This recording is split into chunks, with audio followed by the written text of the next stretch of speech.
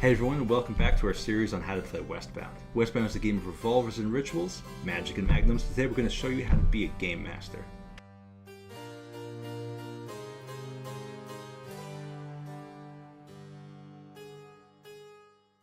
Westbound is foremost a game about story, making epic adventures in the magical Wild West. As the game master, you tell the story, embody the characters and the land, and describe all the action within the story. You lead the players through the world, and together you make a rich story. When the player characters do an action that has a chance of failing, or is exhaustive, they make a check and try to beat the complication. It's the game master's job to set the difficulty of the task at hand. Complications come in 6 ranks. There are the basic ranks, which would be complications anyone could potentially overcome. These include simple, tough, and severe. A simple complication that is something that's easy would be to climb through a window or to balance on a thick wooden beam. A severe complication is something that is very difficult but still possible for the untrained, like walking on stilts or doing a rope climb. Then there are proficiency ranks of complications. These are things that are only possible if you have some training. These come in 3 ranks: absurd, futile, and hopeless. Absurd complications are hard, but skilled people still have a good chance of success. This would be things like picking a lock or walking on a tightrope. Hopeless complications are almost impossible except for the very elite. This would be things like forcing a way out of chain shackles barehanded, or quickly finding a needle in a haystack. In battle, being a game master is like being a player with a few exceptions. For each creature or character that's under the game master's control, they can place down foundations for that creature.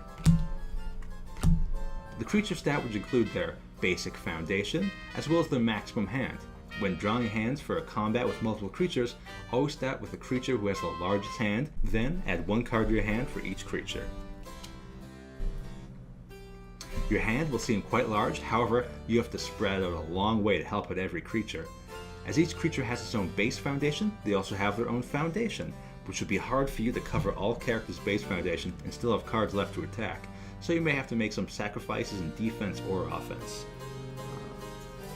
Similar to the players, Game Masters play an ante at the beginning of combat. The maximum ante a Game Master can play is equal to the highest starting hand of all their creatures. So even if you have 9 cards from 7 creatures, you may only play 2 into an ante if that's the highest starting hand.